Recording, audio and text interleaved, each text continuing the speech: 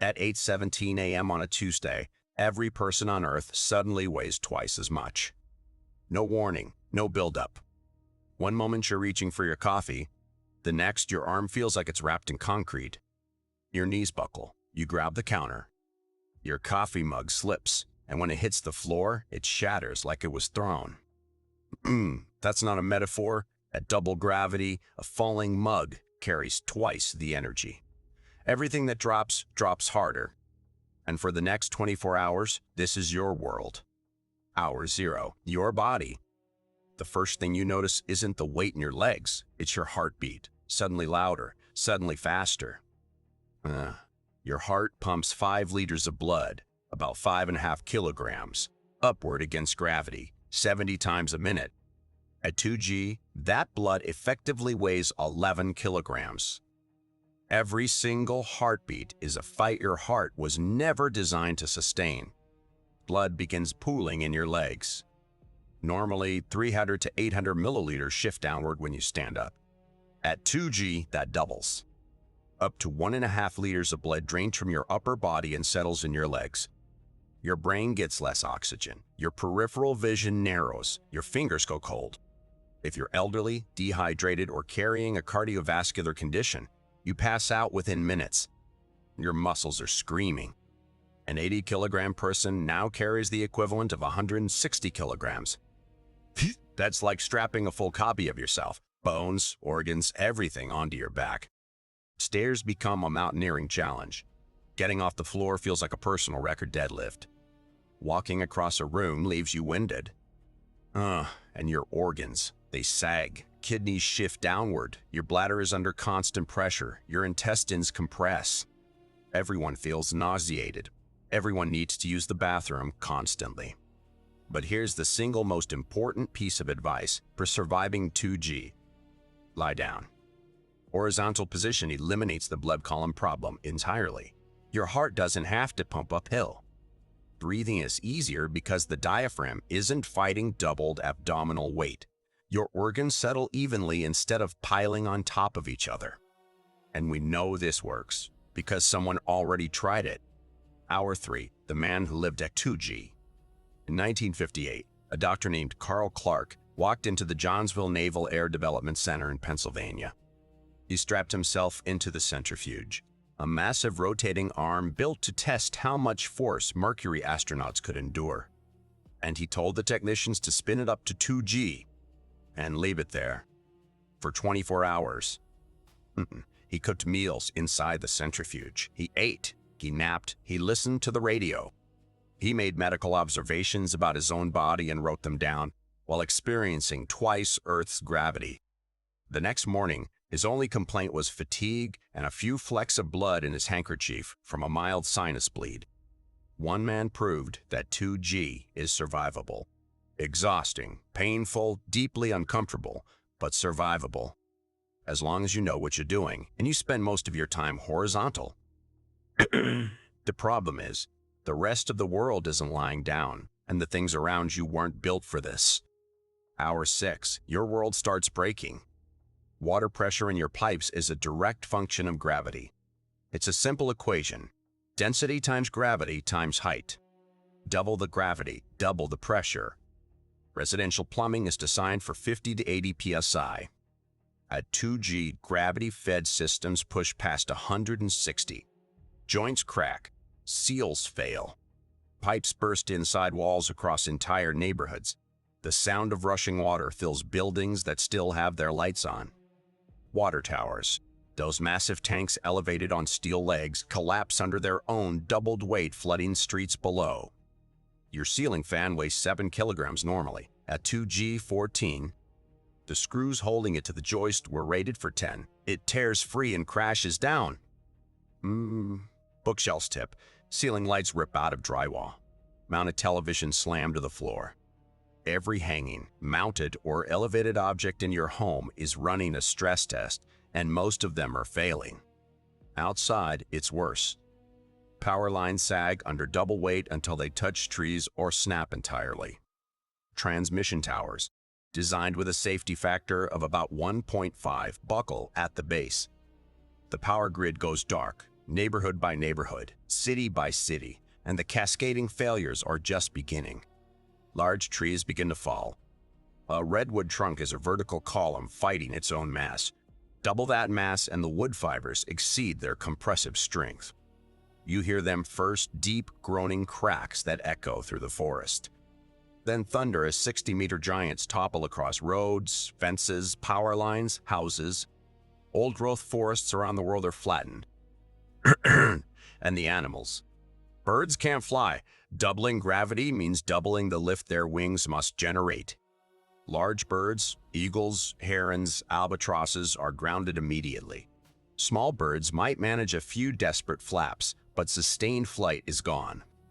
Horses and cattle stand on legs designed for their normal weight. After 6 hours at double load, their joints buckle. They collapse and can't get back up. Insects, though. Insects barely notice. The square cube law means that a fly at 2G has almost the same structural experience as a fly at 1G. Their strength-to-weight ratio barely changes. Hour 12. The world you knew is unrecognizable. Most bridges are designed with a safety factor between 1.8 and 2.5. That sounds like a comfortable margin until you realize the bridge's own weight, its dead load, just doubled.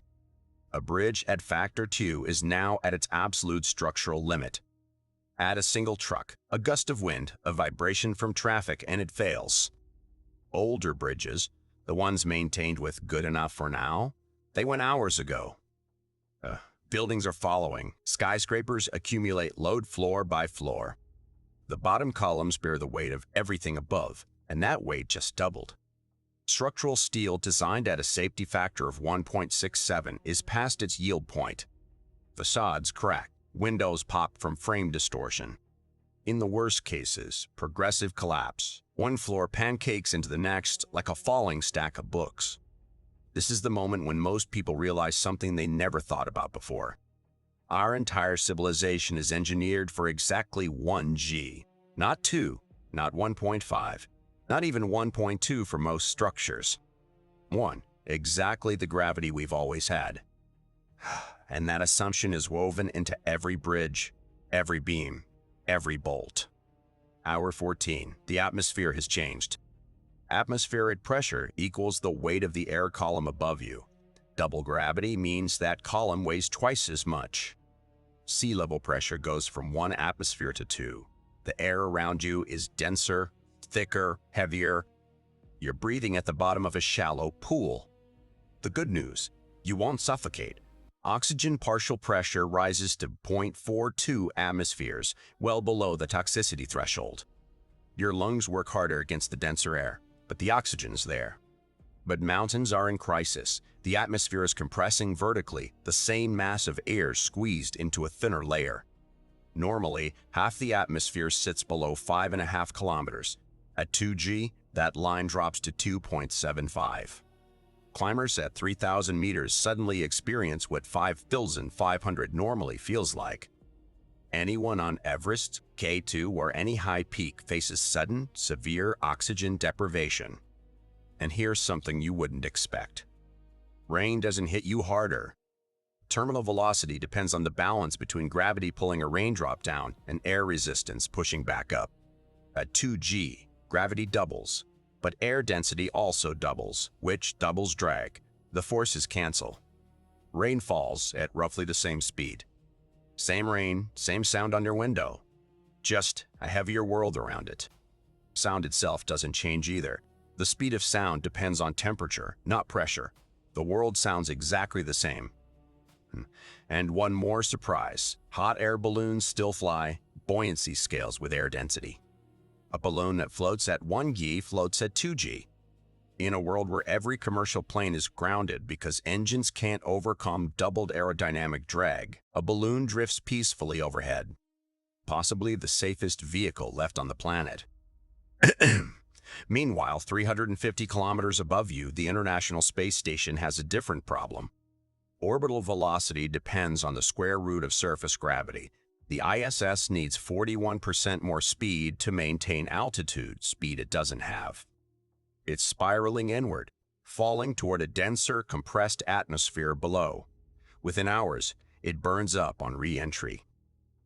The crew, ironically, is the only group of humans still weightless, while the rest of the world buckles under twice the load. Hour 20, the psychological divide. Here's what truly determines whether this day is a crisis or a catastrophe. One question. Do people know it lasts 24 hours? If there's a timer, a countdown broadcast, a government announcement, any credible signal that this ends at 8:17 a.m. tomorrow, people hunker down. They lie flat, conserve energy, drink water, wait it out. Injuries happen, but panic doesn't. Humans are remarkably good at enduring suffering when they can see the finish line. Without that knowledge, without a timer, everything changes. People assume this is permanent. They try to flee, and moving at 2G burns energy 4 times faster than normal.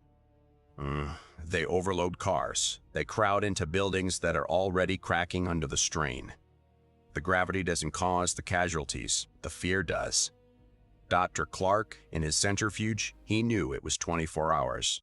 He planned his meals. He managed his position. He rested deliberately. He survived because he had information. He had a timer. The timer changes everything. Hour 24. The weight lifts. 8:17 a.m. Wednesday morning. And just like that, 1G again. The relief is instant, physical, overwhelming. You stand up and feel like you're floating. You laugh. You jump, a 1-meter jump, completely impossible just an hour ago, and you hang in the air like a balloon. But the world around you hasn't bounced back. Thousands of bridges need structural re-evaluation. Every building that survived has hairline fractures in its concrete, micro-deformation in its steel beams.